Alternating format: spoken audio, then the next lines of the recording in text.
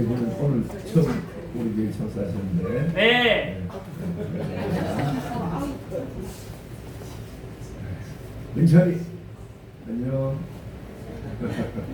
시원이 어디 갔어요? 아, 왜? 여기 해야지.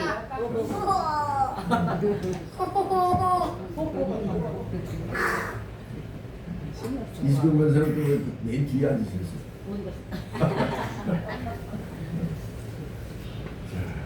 한번 다시 한번 인사하시겠습니다. 주님을 만나세요. 주님을 만나세요. 우리가 오순절 성령 강림절까지를 부활절기 이렇게 지냅니다. 부활절을 우리가 하루 예배 드리려는 4월 5일날 지냈지만은 성령 강림절까지를 부활절 첫째 주, 둘째 주 이렇게 해서 부활절기 이렇게. 그래서 제가 주보에 부활절기를 이거 고침이라고 아주 해놓습니다. 우리 임집사님은 금방 할 텐데 이걸 집어넣는 게 안 돼가지고 아직 해놓으세요. 요거 조금만 집어넣는다고. 나중에 해보니까 되긴 되는데 아주 힘들었어요. 컴퓨터 좀 잘 배우시기 바랍니다. 컴퓨터 잘 아시고. 만약에 부활이 없다면은 또는 세상이 눈에 보이는 것으로 끝난 일이라면은 우리 예수 믿는 사람은 사실 모든 사람 중에 가장 불쌍한 사람입니다. 왜냐하면 세상에 지날 때 재미있는 일도 하지 못하고 그저 예수님만 믿고 살다가 세상이 끝난다 이렇게 생각할 수 있습니다. 그래서 바울은 고린도전서 15장에서 이렇게 말하지요. 그리스도께서 다시 살아난 일이 없으면 너희 믿음도 없고 너희 여전히 죄 가운데 있을 것이요 또한 그리스도 안에서 잠자는 자도 망하였으니 만일 그리스도 안에서 우리가 바라는 것이 다만 이 세상의 삶뿐이면 모든 사람 가운데 우리가 더욱 불쌍한 자이리라. 그러나 주님은 죽은 자 가운데서 다시 살아나셔서 잠자는 자들의 첫 열매가 되신 줄 믿습니다. 아멘. 이제 우리는 주님을 믿음으로 심판에서 벗어났고 사망에서 생명으로 옮겨졌습니다. 이게 하나님의 큰 축복입니다. 오늘 본문은 부활하신 예수님을 가장 먼저 만났던 막달라 마리아에 대한 이야기입니다. 막달라 마리아에 대해서는 제가 몇 번 설교를 했지요. 그러나 부활절 때마다 가장 먼저 떠오르는 대표적인 성경의 인물이 막달라 마리아입니다. 다시 한번 막달라 마리아 믿음을 통해서 우리가 그 신앙을 이어받고 본받고자 합니다. 성경에서 막달라 마리아 이름이 처음 나오는 것은 누가복음 8장 2절. 또한 악귀를 쫓아내심과 병고침을 받은 어떤 여자들 곧 7 귀신이 나간 자 막달라인이라 하는 마리아 이렇게. 막달라 마리아가 7 귀신이 들렸다가 고침을 받은 사람으로 이렇게 소개되죠. 7 귀신이란 말은 여러 악한 귀신이 들었다 이런 말로 그렇게 얘기할 수 있는데 보통 우리가 통상 기독교에서는 전통적으로 죄의 근원을 7가지로 보통 얘기합니다. 교만함, 질투, 음란, 나태, 분노, 탐욕 이런 것들을 우리가 보통 기독교에서 전통적으로 죄의 근원으로 보는데 아마 이 7가지 죄가 이 막달라 마리아의 마음속에 있었다 이렇게 볼 수 있는 거죠. 또는 막달라 마리아가 부유하게 살면서 아주 해이하게 살아가서 정신적으로 중독이 있더라 또는 악한 마음의 상태에 빠져 있었다 이렇게 볼 수도 있어요.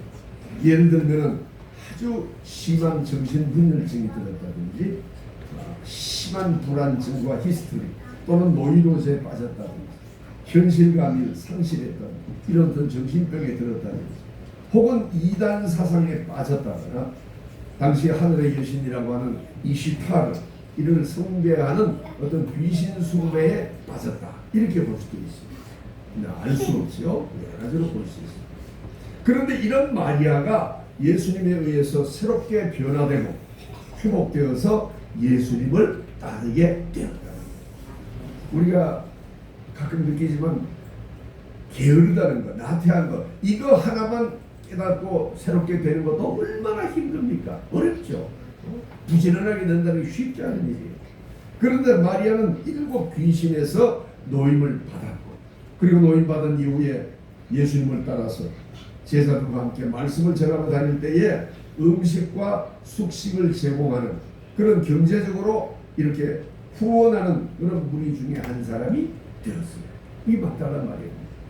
누가복음 8장 1절 3절에는 막달라 마리아와 헤롯의 재정을 맡았던 그 청지기 구사의 아내 요한나, 그리고 수산나와 다른 여러 여인들이 자기들의 소유로 예수님과 제자들 일행을 섬겼다, 이렇게 기록하고 있습니다.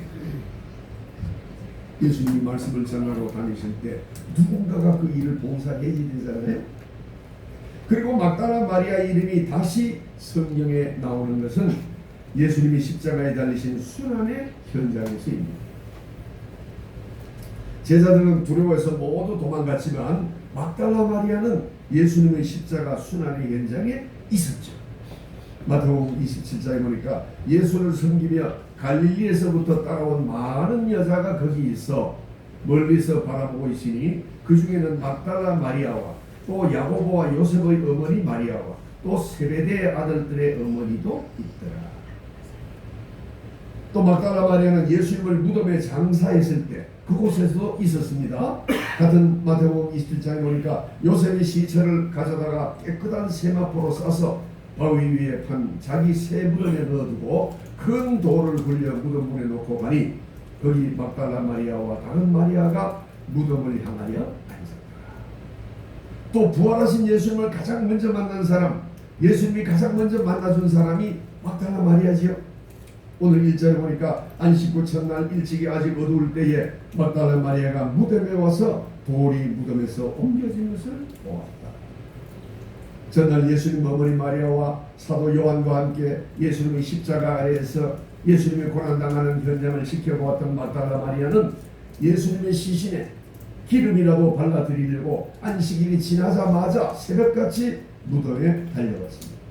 그런데 무덤에 도착해 보니까 무덤을 막았던 돌은 이미 저만큼 굴러가 있고 예수님의 시신이 사라지고 없었습니다. 이를 보고 울고 있는 막달라 마리아에게 부활하신 예수님이 나타나시죠. 여자여 어찌하여 울고 있느냐. 그러나 마리아는 예수님을 알아보지 못했습니다. 예수님이 다시 마리아야 하고 다정하게 이름을 부르자 그때야 비로소 마리아는 예수님을 알아차리고 라보니 선생님이라고 부릅니다. 막달라 마리아는 초대교회가 전하는 그 복음의 3요소, 즉 예수님의 달리신 십자가, 예수님의 빈 무덤, 그리고 예수님의 부활, 이걸 모두 목격한 유일한 목격자가 막달라 마리아입니다. 막달라 마리아는 예수님이 우리의 죄를 대신 지시고 십자가에 달릴 때 그 자리에 있었고, 안식구 첫날 주일 새벽에 예수님의 무덤을 찾아 빈 무덤을 보았고, 그리고 부활하신 예수님을 처음으로 만났습니다. 그러고 나서 막달라 마리아는 더 이상 성경에 이름이 나오지 않습니다. 이상하죠? 오순절 성령 강림 후에 교회가 부흥하고 있을 때 부활하신 주님을 만난 막달라 마리아의 그 사역이 사도행전에 나올 법하지만 기록되지 않고 사라집니다. 성경에는 또 한 명의 마리아가 나옵니다. 베다니의 마리아입니다. 베다니아의 마리아는 6월절 엿새 전에 예수님께 향유를 부어서 예수님 장례를 준비한 여인인데, 언니는 마르다고 오빠는 나사로지요. 요한복음 12장에 보니까 6월절 엿새 전에 예수께서 베다니아에 이르시니 이곳은 예수께서 죽은 자 가운데 살리신 나사로가 있는 곳이라. 거기서 예수를 위하여 잔치할새 마르다는 일을 하고 나사로는 예수와 함께 앉은 자 중에 있더라. 마리아는 지극히 비싼 향유 곧 순전한 나드 한 근을 가져다가 예수의 발에 붓고 자기 머리털로 그의 발을 닦으니 향유 냄새가 집에 가득하더라. 제자 중 하나로서 예수를 좌우절 가르주다가 말하되 이 향유를 어찌하여 300데나리온에 팔아 가난한 자들에게 주지 아니하였느냐. 예수님이 죽은 자 가운데 살리신 오빠 나사로가 만찬에 지금 참석해 있습니다. 베다니아 마리아는 살아난 오빠 나사로와 함께 예수님을 위한 만찬에 참석했고, 거기에 예수님께서 예수님에게 향유를 부음으로써 예수님의 장례를 자신은 알지도 못한 채 준비를 하게 된 그런 경우입니다. 같은 내용을 기록한 마태복음과 마가복음은 향유를 부은 곳이 나병 환자 시몬의 집이라고 기록되어 있습니다. 시몬은 과거 가벼운 나병이 걸렸다가 나은 자지만 여전히 나병 환자 시몬이라고 불렸고, 그는 나사로 3남매의 친척인 것으로 전해지고 있습니다. 예수님은 이곳에서 향유를 허비했다고 분개하는 제자들에게, 바른유다가 분개한 것도 있고 제자들이 분개한 것으로 이렇게 표시한 것도 있죠. 내 몸에 이 향유를 부은 것은 내 장례를 위함이니라. 온 천하에 어디서든지 복음이 전파되는 곳에는 이 여자가 행한 일도 말하여 그를 기억하리라 하고 이렇게 말씀합니다. 그런데 앞선 요한복음 11장에는 마리아가 또 한 번 향유를 부은 사건이 기록되어 있어요. 11장, 그 앞장이죠. 어떤 병자가 있으니 이는 마리아와 그 자매 마르다의 마을 베다니에 사는 나사로라. 이 마리아는 향유를 주께 붓고 머리털로 그 주의 발을 닦던 자요, 병든 나사로는 그의 오라리더라. 마리아는 병든 나사로의 동생으로 향유를 붓고 머리털로 주의 발을 닦던 자라 이렇게 소개하죠. 그리고 오빠 나사로는 병들어 있을 때 향유를 부은 것으로 나옵니다. 그러므로 이 베다니의 마리아는 오빠 나사로가 병들어 있을 때 한 번, 그리고 병들어 죽었다가 다시 살아난 이후에 한 번, 이렇게 두 번 예수님께 향유를 부어드립니다. 성경에서 첫 번째 향유를 부어드린 사건은 누가복음 7장에 나옵니다. 죄를 지은 여인이 바리새인 시몬의 집에서 식사를 위해 앉아있던 예수님께 향유를 부어드렸습니다.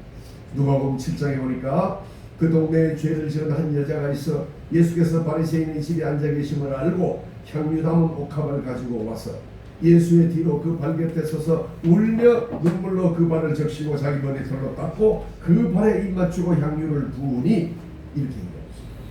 이 나드 향유라는 것은 가나안 땅에서는 생산하지 않고 멀리 히말라야 산맥에 있는 날카로운 이 나드라는 그런 식물의 줄기와 뿌리에서 채취한다고 합니다. 그래서 옥합에 들어있는 이 나드 향유는 구하기가 매우 쉽지 않고 아주 비싼 그런 귀중품이었습니다. 서방교회의 전통은 이 죄 많은 여인이 바로 마리아라고 얘기합니다. 마리아는 오빠 나사로가 죽기 전 바리새인의 시몬의 집에서 죄 많은 여인으로서 한 번, 그리고 나사로가 오빠가 살아난 후에 나병 환자 시몬의 집에서 예수님의 장례를 위해서 또 한 번, 이렇게 두 번 향유를 예수님께 부었습니다. 그러면 막달라 마리아와 베다니의 마리아는 어떤 관계일까요? 막달라 마리아는 역시 성경에 나온 대로 부유한 여인으로서 7 귀신이 들렸다가 나은 후에 예수님과 그 일행이 있을 것을 공급한, 그리고는 그 이후에 소식이 없다가 갑자기 예수님의 순환과 부활의 현장에 이름이 등장합니다.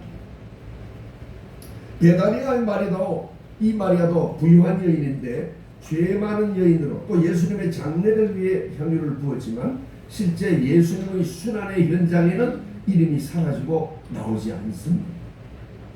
베다니에서 마리아가 향유를 부은 사건은 예수님이 직접 말씀하셨죠. 나의 장례를 위하여 부은 것이야. 따라서 베다니아의 마리아는 당연히 십자가 골고다와 그리고 예수님의 무덤에서도 모습을 드러내는 것이 합당한 겁니다. 며칠 전에 예수님께 향유를 부어서 장례를 준비한 베다니아의 마리아가 예수님이 세상을 떠나는 그 십자가의 무대에 나타나지 않았다는 것은 이해하기 어렵습니다. 이것은 무엇을 말하고 있습니까? 두 여인이 같은 인물이라는 것을 말해줍니다. 서로 다른 인물이라면 각자가 예수님을 따랐던 역할을 생각할 때 함께 등장하는 무대가 있을 법한데 복음서 어디에서도 둘이 이름이 같이 등장하지 않습니다. 서로 다른 인물이라면 7 귀신 들렸다 고침받은 후 그때까지 아무런 언급조차 없던 막달라 마리아가 갑자기 예수님이 십자가 현장에 그 이름을 드러낸다는 것은 이상한 일일 수밖에 없습니다. 그러므로 죄를 지은 여인과 막달라 마리아와 베다니아의 마리아는 동일한 인물입니다. 4세기 교부 암브로시우스는 이들이 동일한 인물이라고 말합니다. 서방교회의 전승도 이들이 동일한 인물이라고 얘기합니다. 물론 신학자들에 따라서는 다른 인물로 보기도 합니다. 그러나 저는 성경을 읽으면 읽을수록 이분 세 사람이 같은 인물이라고 하는 것을 고백하지 않을 수 없습니다. 세 여인은 모두 같은 모습을 보여주고 있어요. 공통적으로 예수님의 발 아래 엎드렸고 그 앞에서 울었습니다. 누가복음 7장 38절에 보니까 죄 많은 여인이 예수의 뒤로 그 발곁에 서서 울며 눈물로 그 발을 적시고 자기 머리털로 닦고 그 발에 입 맞추고 향유를 부었다. 요한복음 12장 3절에도 베드로의 베다니의 마리아는 지극히 비싼 향유 곧 순전한 나드 향근을 가져다가 예수의 발에 붓고 자기 머리털로 그의 발을 닦으니 향유 냄새가 집에 가득하다. 11장 32절 3절에도 보니까 마리아가 그 발 앞에 엎드려 이르되 주께서 여기 계셨더라면 내 오라비가 죽지 아니하였겠나이다. 예수께서 그가 우는 것을 보시고 요한복음 20장 11절에도 막달라 마리아는 무덤 밖에 서서 울고 있더니 울면서 구부려 무덤 안을 들여다보았다. 눈물은 이 마리아와 다른 여성들을 구별하는 특징입니다. 예수님의 발 아래라는 그런 표현, 그리고 마리아가 울다라는 말이 바로 막달라 마리아와 베다니아의 마리아에게 동일하게 나타나고 있습니다. 마르다와 마리아 그리고 나사로 3남매는 아마도 예수님의 큰 후원자였고 예수님의 제자들이었습니다. 아마도 부모님이 일찍 세상을 떠나면서 많은 상속을 받았을 텐데 그 상속한 유산으로 부유한 생활을 하게 되었고, 마리아는 부유하지만 부모님이 안 계시는 바람에 외로운 생활 속에서 해이한 생활을 함으로써 극한 질병, 7 귀신에 시달리게 되는 거예요. 마리아는 예수님께 나아가서 이 7 귀신으로부터 고침을 받았으나 아마도 그녀의 사생활과 관련된 어떤 소문 때문이었는지 알 수 없지만 그 지역 사회의 눈총을 받았고, 3남매는 막달라를 떠나서 베다니로 거처를 옮긴 것을 이렇게 추정해 볼 수 있습니다. 그래서 처음에는 이름을 밝히지 않는 익명의 죄 많은 여인으로, 그리고 막달라의 마리아, 다시 베다니아의 마리아로 기록된 것입니다. 그런데 부활하신 예수를 만난 마리아는 더 이상의 기록이 왜 없을까요? 복음서가 기록되기 전까지, 배급될 때는 반세기만 기록되고 난 예수님의 부활 사건이 있은 이후에 반세기, 얼마 지나지 않아서 이 성경이 기록됐잖아요. 수십 년의 세월이 흘렀습니다. 그래서 반세기 만에 예수님의 순환과 부활의 현장에 있던 마리아가 모든 사람의 기록 속에서 잊혀졌다, 이렇게 볼 수는 없어요. 마리아와 일부 예수님의 제자들이 갑자기 성경에서 사라진 이유는 지리적 문제에 있습니다. 그들이 신약 성경의 지평에서 사라졌다, 이렇게 볼 수 있어요. 신약 성경, 우리가 읽는 이 신약 성경의 내용은 한정된 범위에서 구성되고 또 일정한 지역에서 벌어진 그 사건들을 중심으로 기록하고 있습니다. 그래서 요한이 예수님이 하신 일을 다 기록하려면 세상이라도 그 기록을 다 보관할 정도가 할 수 없을 정도로 많다고 그랬잖아요. 그 다 기록할 수가 없는 거예요. 그래서 주로 유대 땅을 중심으로 해서 인접한 다메섹이나 안디옥, 그 소아시아 지역, 그리고 그리스와 로마로 그 지역이 제한됩니다. 그래서 당시 가장 중요한 도시는, 그리고 기독교 신앙이 아주 무르익었던 것이 알렉산드리아였는데, 그 알렉산드리아에서 일어난 사건은 전혀 성경 기록이 없습니다. 전승에 의하면 베드로나 마가는 전부 알렉산드리아에 가서 복음을 많이 전했고, 그 알렉산드리아의 기독교가 크게 부흥한 그런 역사가 있습니다. 그런 전승이 있지만 성경에는 알렉산드리아에 대한 기록이 전혀 나오지 않습니다. 그러므로 이 마리아에 대한 성경의 기록이 없는 것도 사도들처럼 그녀가, 즉 막달라 마리아가 유대 땅을 떠나서 신약의 지평에서 멀어진 것으로 우리가 해석할 수 있습니다. 요한복음 12장에는 유대인들이 예수님이 살리신 나사로를 죽이려 했다는 그런 보도가 있지요. 요한복음 12장 10절 11절에 보니까 대제사장들이 나사로까지 죽이려고 모의하니 나사로 때문에 많은 유대인이 가서 예수를 믿은 것. 예수님이 나사로를 살렸으니까 살아난 나사로를 보고 예수를 믿는 사람들이 많은 거예요. 그래서 예수님과 함께 같이 죽이려고 그런 생각입니다.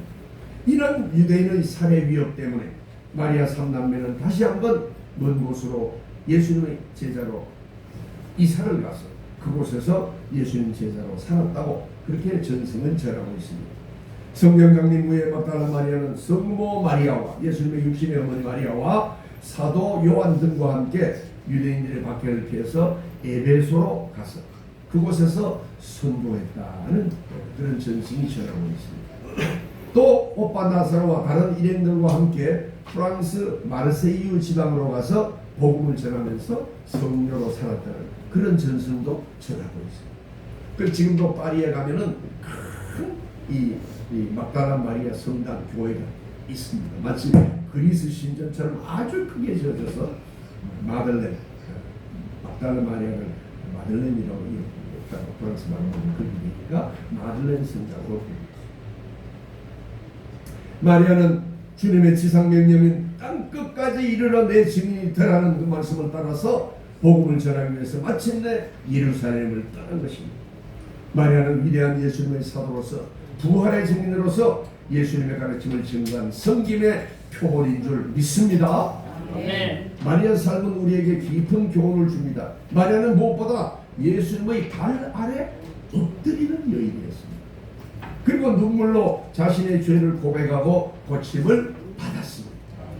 그녀는 좋지 않는 소문이 난 여인이었지만 예수님의 발 아래 엎드리는 순종과 겸손으로 그리고 뿌리 깊은 육신의 죄를 토해내며 예수님의 발을 눈물로 적시는 철저한 회개로 또 골고다 언덕을 따르며 고난의 십자가를 마다하지 않은 충성과 헌신 말씀을 듣고자 갈망하는 뜨거운 열정으로 부활의 첫 증인이 되었고 마침내 예수님의 참된 제자가 된 줄 믿습니다. 아멘. 마리아처럼 예수님의 발 아래 겸손히 앉을 때 주님은 우리를 만나 주십니다. 아멘. 주님 앞에 겸손히 엎드리기 바랍니다. 아멘. 겸손하다고 하는 것은 내 모습이 사람들 보기에 겸손하다는 그런 뜻이 아니에요. 그런 뜻도 물론 포함이 되지만 그런 뜻보다는 모든 일을 주님께 맡기는 자세를 말합니다. 아멘. 내가 나의 삶, 나의 가정, 나의 자녀, 내 직장 또 나의 삶에 일어난 이 모든 일을 주님이 주신 것으로 믿고 주님께 아뢰고 주님께 엎드리는 태도를 겸손한 태도라고 말할 수 있습니다. 아멘. 우리가 주님 앞에 겸손히 앉아서 주님을 바라볼 때 주님은 우리 삶에 역사하십니다. 아멘. 나의 아픔을 아시고 나의 삶을 보시고 나의 환경을 아시기 때문에 가장 좋은 것으로 우리를 위로하시고 은혜를 주실 줄 믿습니다. 아멘. 마리아는 주님 앞에 엎드렸고 또 뭐라고 그랬습니까? 내가 주를 보았다 이렇게 말했습니다. 내가 주님을 만나야 합니다. 다른 사람이 전한 내용은 내가 만난 주님이 아닙니다. 다른 사람이 말하는 주님에 대한 이야기는 소용이 없습니다. 내가 만나야 되고 내가 고백해야 됩니다.